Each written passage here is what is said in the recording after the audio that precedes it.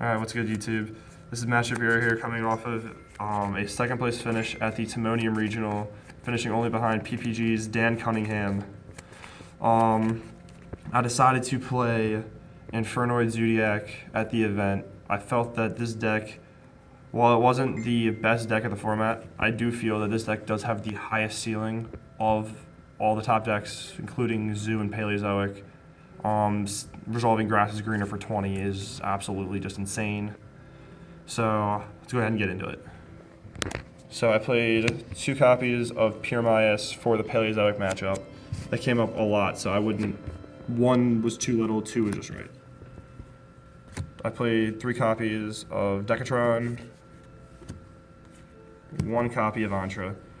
This came up a lot where I would dump the Antra off of the Decatron to make them a 3, and then proceed to make like Invoker or stuff like that, and it came up a lot. 3 copies of Harmonic for the Decatron Antra play. The card was really good all day. I made Invoker so many times with this card. 3 was perfect. 3 copies of Petrulia, Space Typhoon, level 4 guy. Still pretty good, you still need to play 3. Not my favorite guy in the world, but you still have to. One of the bad one, I absolutely hate this card. I draw this card more than I draw Tekatomborg, but you still have to play it for the Void Feast, so you still have to play the 1. 2 copies of Infernoid Zoodiac. Card was just insane, doesn't target to banish, so it still is pretty good. It can out the Crystal Wing and all that stuff, so it's pretty good. 2 Atondels for the OTKs. And the big guys, I played 2 Deviati and 2 Anunku. The Inferno lineup was pretty standard. Then on to the Zoo package. So I played 2 Rats and a Whiptail for the Zoodiac monsters. I played 1 Black Sheep for the Luna Light combo, because apparently Pot of Greed's not banned anymore, and I can still draw 2 for 1 card. That's still pretty good. I played 3 Terratop and the 1 Tekatomborg. Thank God for this card for actually staying out of my hand almost all day and not breaking with that card. And the last 3 monsters I played was 3 Fairytale Snow. Card was insane, and I would never cut this card to 2. This card needs to be played at 3. I think it was, I want to say, I think it was 32 monsters. So onto the spells. I played 3 copies of Lawn Mowing and 3 copies of Left Arm to make sure I get to this card. Because if you resolve this card for 20 at the start of the game, you win. There just isn't really much that your opponent can do about a loaded graveyard with Infernoids. Then I played 3 copies of Void Vanishment.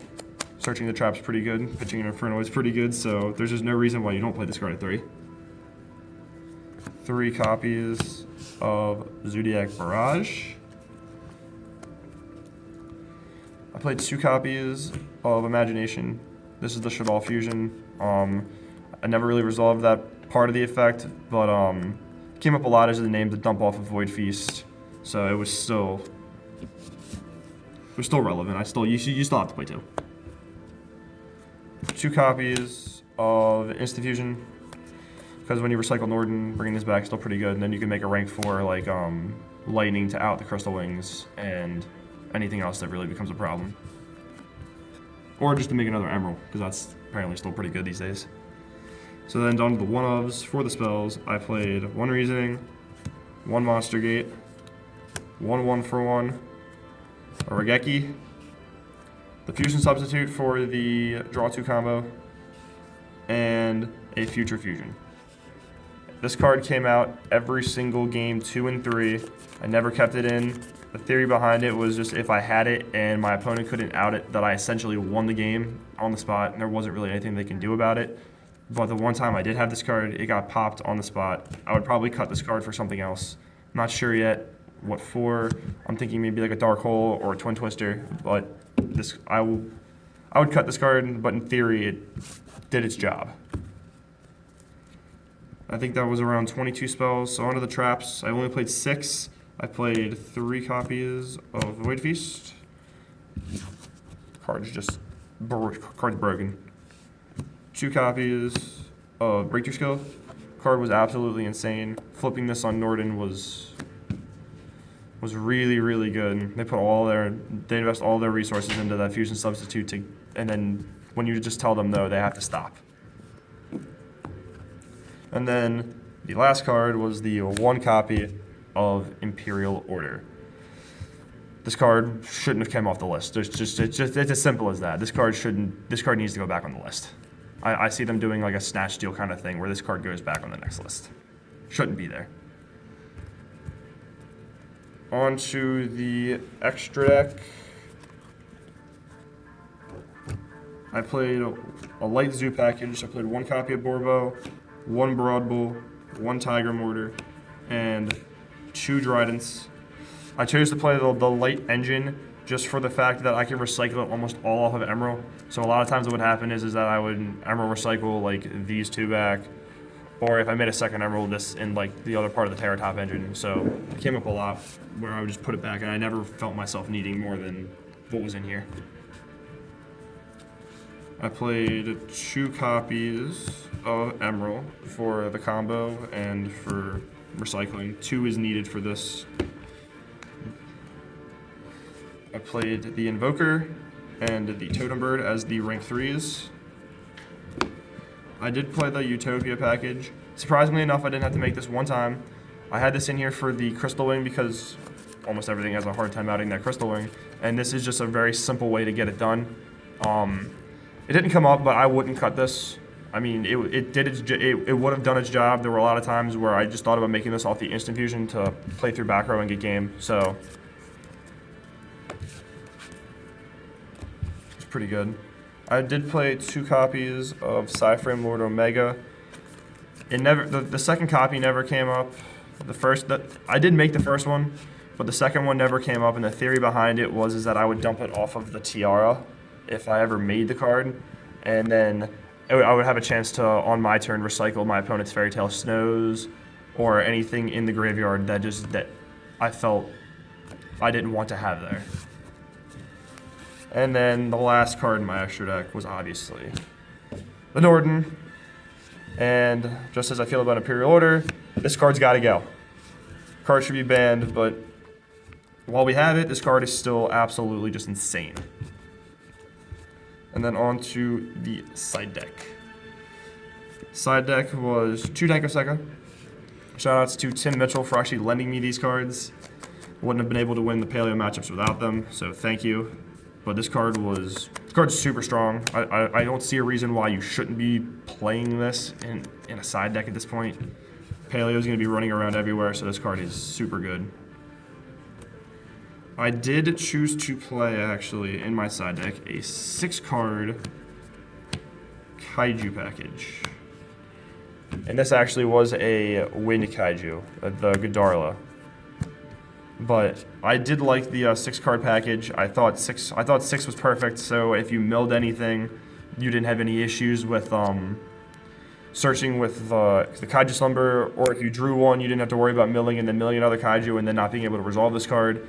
The package did exactly what it was supposed to all day. I sided this in for almost everything going second, and it's the outs to almost everything. So it was super strong all day.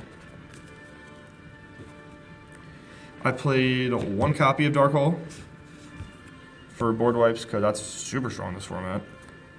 3 copies of Twin Twister for Paleozoic, and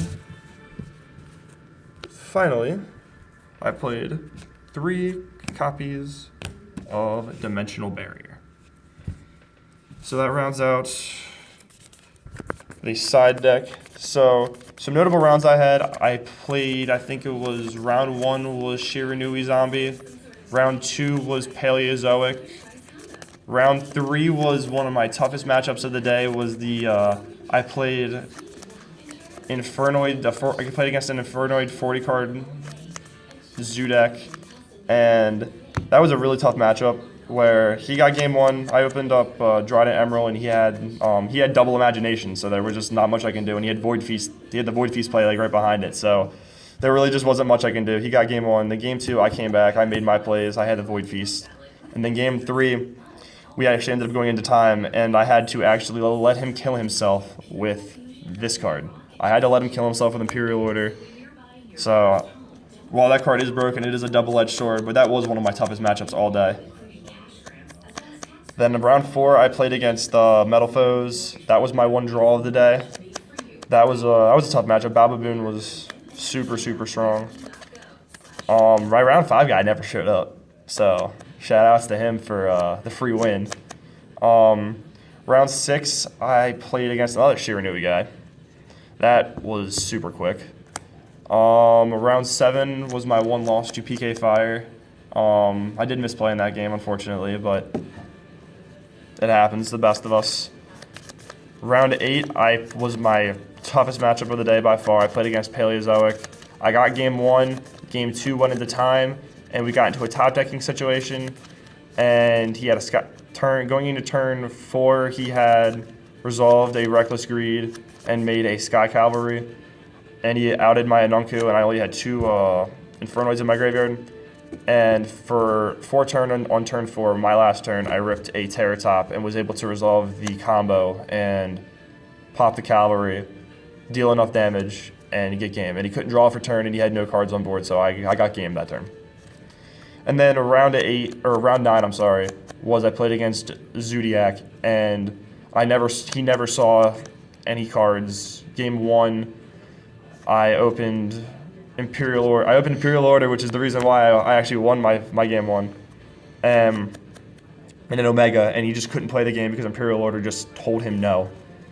And when he went to go try and Twin Twister away my backer, I flipped this on him, and then he just lost so much advantage at that point that he just couldn't play the game. And then game 2, he opened set 3 pass when he went first, and he actually flipped D Barrier and called Synchro on me. And I had Terratop in my hand, proceeded to make my plays. He even had Iron Wall up too, and I was able to get around all that and OTK him. So, shout outs to the man behind the camera over here, Brian Triolo, for helping me test this this deck extensively for the last month and a half or so since Rate came out. Shout outs to Christian Schultz over here, who's with me from Critical Hit Games. Shout outs to Logan Coombs and Richard Pizza for helping me theory with the deck. Wouldn't be what it was if I wasn't able to talk to them and figure out what to play. Don't forget Tom for giving you that Infernoid deck for really cheap. Shout outs to Tom Wild for hooking me up with Infernoids on the cheap way back in December, but we still got there. And shout outs to Critical Hit Games, my locals. I wouldn't be the player I am without a place to actually go and play. All right, thanks, guys. Remember that time, those cerulean tides, Sapphire, a sapphire diamond.